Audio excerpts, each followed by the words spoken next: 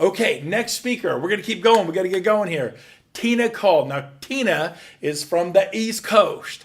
Her team sells a few hundred homes a year. She does 100 herself.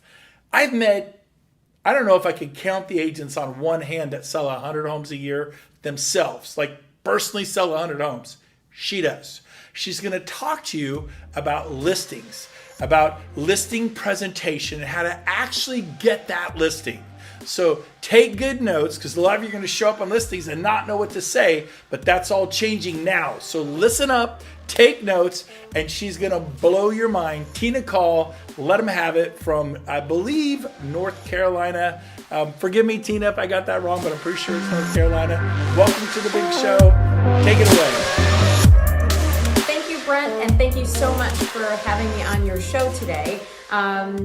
I'm going to talk about listing presentations. I am passionate about listing presentations because they changed the way that I did business. They changed my success trajectory in my business. So I want to let anybody watching today know that it is okay to become a better presenter and have a canned listing presentation. I was one of these people that never, ever, ever thought I would use a canned listing presentation because I thought I was just great with people. I could talk to anybody. I could walk into a room, walk up to a person and talk to them. So why would I want a canned listing presentation?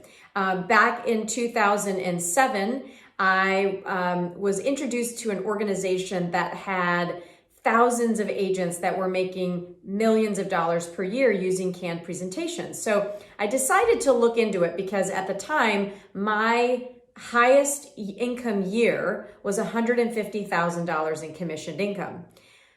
When I decided to adapt to a canned listing presentation, and I role played that presentation with 5 different partners, 5 days a week for 2 years, learning how to assess personality styles, learning how to present in front of a driver, an analytical, an expressive. I think that it took the income and the skill level up. So the income went up to $1.5 million. So from $150,000 to $1.5 million. Why? Because I had a canned presentation. So what changed? Well, I think for me, if you develop a really good presentation and you're in front of a customer, the natural ending to a great presentation is asking for a signature. And if they feel that you're confident, if they feel that you know what you're saying and you know what you're doing, it just works. It works like magic. So I loved having a canned presentation. So where do you start, you may ask? Well, how do I start using a canned presentation when I've been doing it this way for 10, 20 years? When I started, I was 7, 8 years in the business. So I had my own presentation. And so I would say to you, I mean, if anybody's interested, I'm more than happy to send them mine. But in any coaching organization, there is some sort of canned presentation. So look and research and find one that feels like you, but I think it's hard to read words on a paper and say, gosh, that sounds like me. So I would say watch somebody perform it. I know I've done my presentation now for several, different groups around my area and nationally. So if you watch it and go, wow, that sounds like something I could do. Well, that's words on a paper that I have perfected and made my own. So to memorize it, I think that you have to work on it daily. I've written out my presentation probably in 10 years, maybe 500 times. I mean, I literally have written out the 3 or 4 pages of presentation to make sure that I get it, to make sure that I internalize it. And the reason it's important to internalize it is that you need to understand, why are you asking these questions? Why are you creating doubt in the mind of the prospect so they know that, gosh, without you, there could be an issue. So they're either with you or without you. And they need to feel walking away from that presentation that there's going to be issues if they don't join you. I always tell agents, imagine that you were being asked to be in a film, right? In a movie, and you were handed a script and your producer said, hey, I'm going to pay you $1.5 million. But make sure you understand the script, make sure you internalize it, make sure you dissect what the character is feeling, and And at the end of it, if you're really good, we're going to pay you $1.5 million.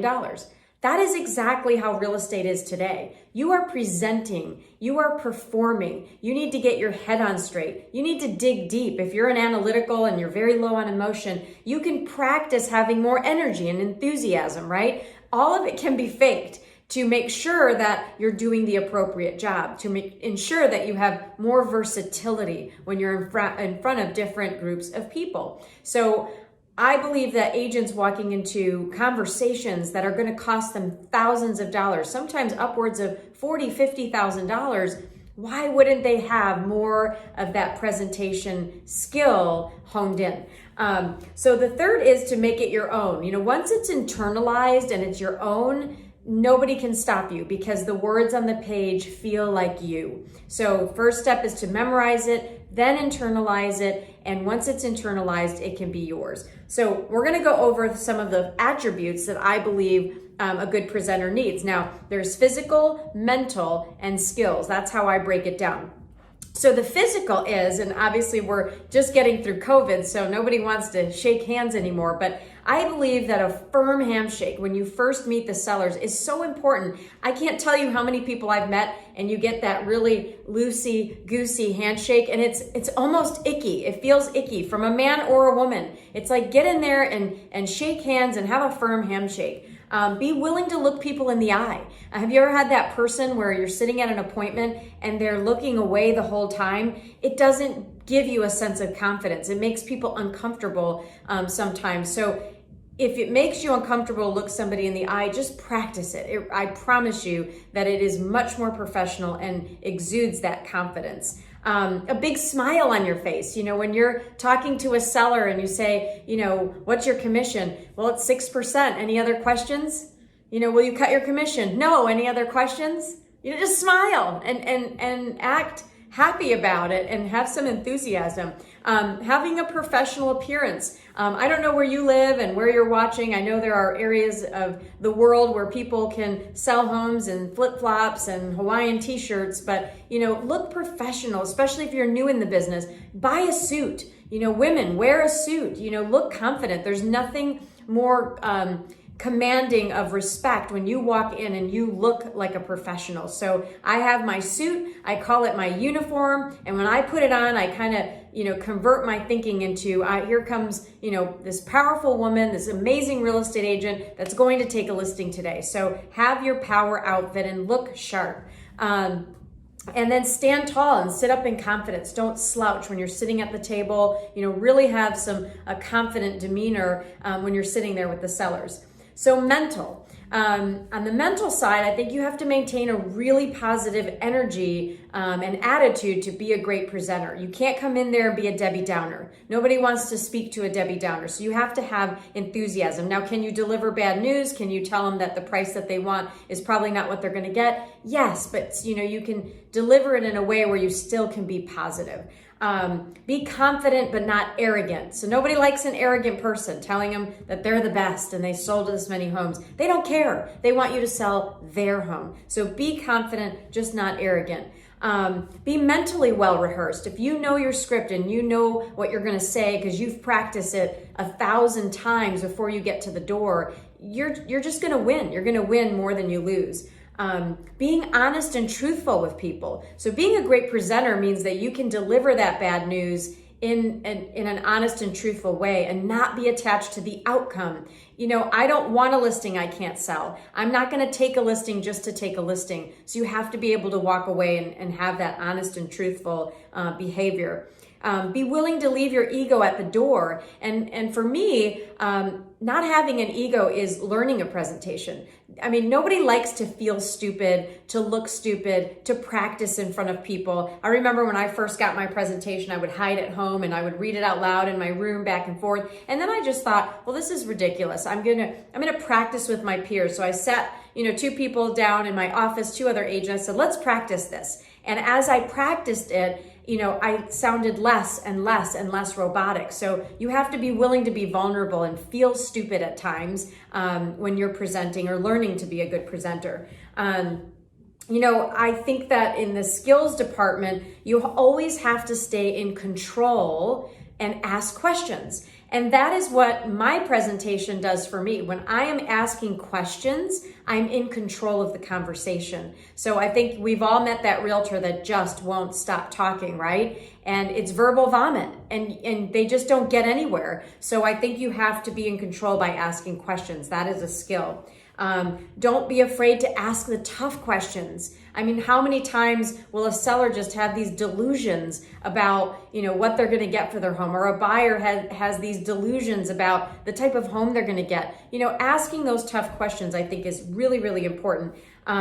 Being fluid and smooth and working out the rough edges. So if you've got a presentation, you've got to present it over and over and over again. Record yourself. That was huge for me, recording myself, recording my voice. I used to say a lot. I don't know if I'm saying it now, but I used to say it all the time. And I realized that it was because I was thinking about what to say next. So when you record yourself, grab a glass of wine, because you're going to need it. There are so many weird things we do when we talk, but if you learn to understand what you're saying and how you're presenting, you can correct those. See, I just said again.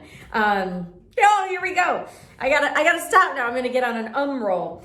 Be committed to the presentation and doing the right thing for the customer. So that is part of my presentation, is always ending with the truth, always telling them what I feel the home should be sold at, whether they like it or not, and then being able to handle their questions confidently. Once you do this over and over and over again, you're going to see that your confidence builds. So if you're a brand new agent, the first thing I would say to do is to go learn a listing presentation, because that's going to get you prospecting more. That's going to get you on the phones calling for sale by owners.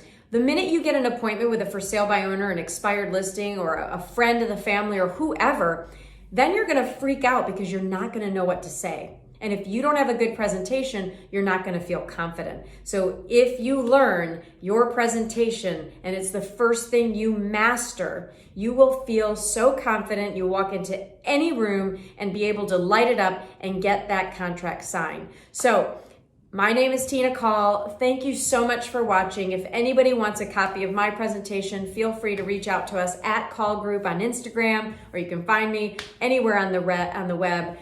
Brent, thank you so much for inviting me here today, and I can't wait to listen to the next presenter. Thanks again. Okay, my mind's blown. I don't know about yours. So good. So good. I hope you guys are getting every bit of this. So, Tina, thank you. Phenomenal.